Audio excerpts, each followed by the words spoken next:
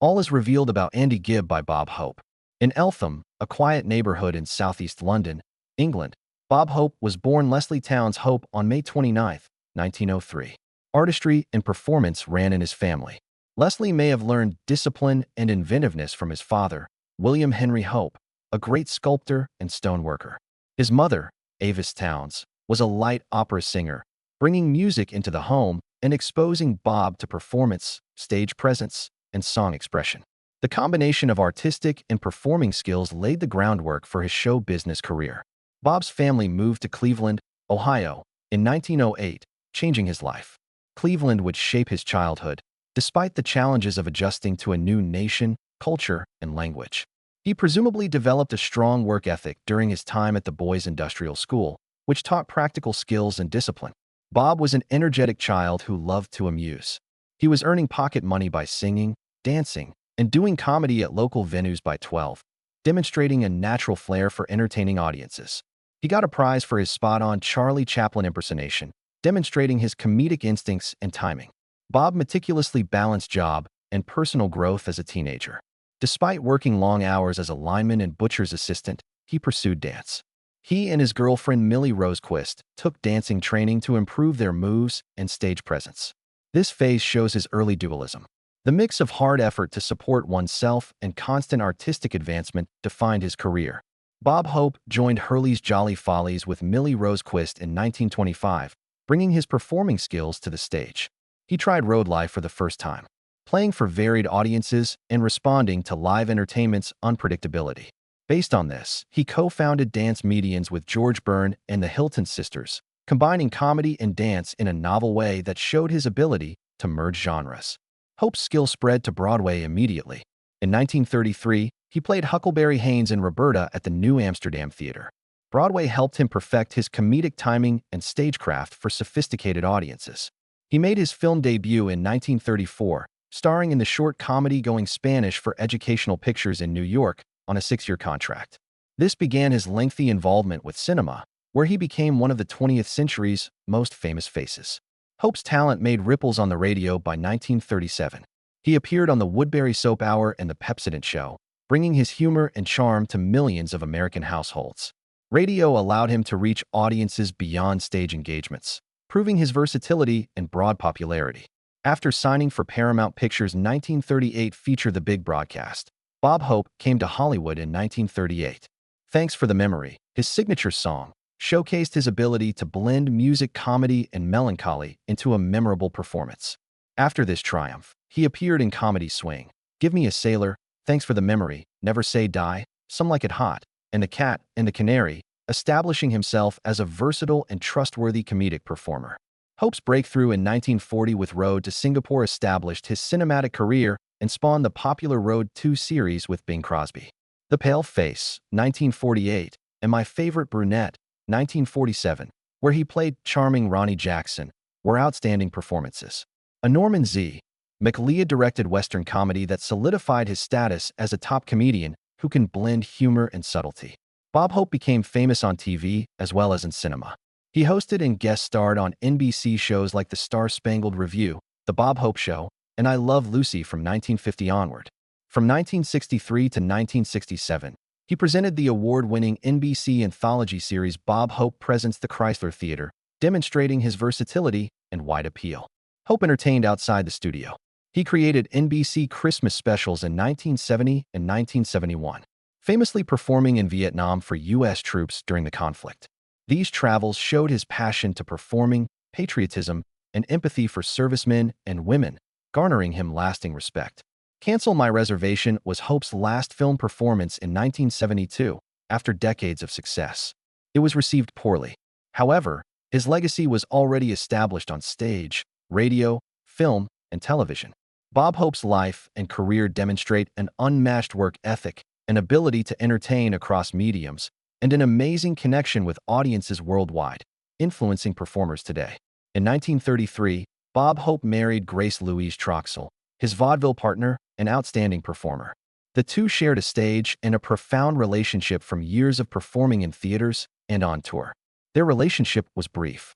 The excitement of the vaudeville circuit and their early enthusiasm brought them together, but touring, performing, and the obligations of nascent careers in entertainment strained their personal relationships. After 1 year of marriage in 1934, the couple took the tough decision to divorce. Hope's brief union marked a personal and professional change as he worked through love and commitment while building a show business career. After his first divorce in 1934, Bob Hope met Dolores Reed, his lifelong girlfriend and anchor of his career. Unlike his first marriage, theirs lasted decades and was Hope's foundation. Family. Bob and Dolores adopted 4 children, which showed their love and dedication to raising a family while working in the entertainment industry. Dolores helped Hope develop to international success in radio, cinema, and television, stabilizing him during Hollywood's frenetic demands and the USO tours that shaped his life. Life and love were bound in their connection, based on mutual respect and beliefs. They were married for over 60 years until Bob Hope's death, contrasting with his first marriage's briefness and highlighting his personal happiness with Dolores and their children. One of the most beloved entertainers of the 20th century, Bob Hope, finally revealed his relationship with Andy Gibb to the public. The famed comedian and the youngest Gibb brother, whose music career was cruelly cut short, were rumored to have interacted for decades. In a rare and extremely intimate interview, Hope reflected on those years with humor, compassion, and the unwavering honesty that had defined his business and personal life. Hope said, "Andy was a bright light, with nostalgia and melancholy. His infectious energy and charm could disarm everyone in the room.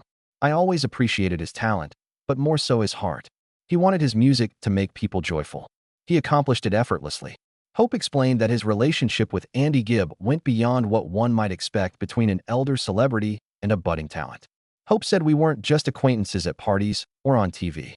I talked to him about life, career, and fame's drawbacks. I could sense his potential. In addition to performing, he was a young man trying to navigate a society that wanted more than he could provide." This showed Hope's mentorship skills and a side of Andy few had seen. Vulnerable, contemplative, and seeking advice from an expert, he addressed Andy Gibb's tougher issues, includes his addiction and celebrity pressure. Hope acknowledged soberly that Andy faced insurmountable obstacles. Being in the spotlight can be brutal, especially for a young talent. Sometimes it pained my heart to watch him fight unfair things. But I also saw moments of sheer delight and brilliance that reminded me why we do it. I wish people understood him better, had treated him better. Hope's heartfelt reflections proved that her relationship with Andy was more than just public relations. Hope addressed some long-standing misconceptions and media conjecture about their meetings. Exaggerated stories about Andy, me, and others existed. I believed it was time to set the record straight, not to condemn anyone, but to honor Andy's legacy and offer people a more accurate picture of him. No one is flawless, but he was outstanding in many ways and deserves to be remembered that way. Hope confronted these fallacies to defend Andy's legacy and show the human cost of celebrity, showing how public perception often misleads. Bob Hope concluded with a story about his relationship with Andy Gibb. "Andy and I sat backstage one night after a show and spoke about the future. He was anxious about his career's next steps and meeting expectations. Andy, staying loyal to yourself is most essential. Fame comes and goes, but character matters." Relief was evident in his smile. Andy, a bright, sincere young man, was trying to figure things out. Bob Hope praised Andy Gibbs and revealed his compassion and knowledge through his genuine revelations. Sharing the truth strengthened his role as a comic, entertainer, mentor, and friend. Someone who cultivated talent and lamented its loss wholeheartedly. Hope concluded that Andy deserved more attention. Even in his brief life, he left an unmistakable impression on those who knew him and the globe. "I'm glad I met him. I hope people remember him as special." Bob Hope, one of the world's most renowned entertainers, died on July 27, 2003. Hope died of pneumonia at 100 in Toluca Lake, California, his longtime home with his wife. His death sparked grief, admiration, and memory from fans, other entertainers, and public leaders worldwide. Bob Hope's century-long career was marked by laughter, charity, and patriotism, especially for his relentless labor entertaining American troops abroad. His death ended a life and a chapter in 20th century entertainment, one that saw Hope rise from humble London roots to global celebrity. Zach Hope, Hope's grandson, told television journalist Soledad O'Brien a story that highlighted his grandfather's comedy and unpredictability until the end. Zach claims that Bob Hope, ever the wit, told his wife Dolores, "Surprising me," when asked where he wanted to be buried on his deathbed. This comment showed his longtime love of comedy and his great affection for Dolores, his girlfriend for nearly 70 years. It was the closing punchline to a professional and personal life full of charm, quick thinking, and lighthearted irreverence. Features that won over generations of devotees. Hope was temporarily buried in a mausoleum vault in San Fernando Mission Cemetery, a Los Angeles entertainment landmark. Permanent tribute Bob Hope Memorial Garden plans were ongoing. Near the San Fernando Mission Cemetery, this tranquil and beautifully manicured memorial garden was built as a resting place and a lasting reflection of Hope's extraordinary contributions to the arts, humanitarian causes, and American service members' morale. Fans, historians, and admirers could visit and reflect on a man whose significance went beyond the theater and cinema. Dolores Hope, who had traveled with Bob, died 8 years later in 2011, aged 102, sealing the legacy of a pair whose lives were linked with entertainment and philanthropy.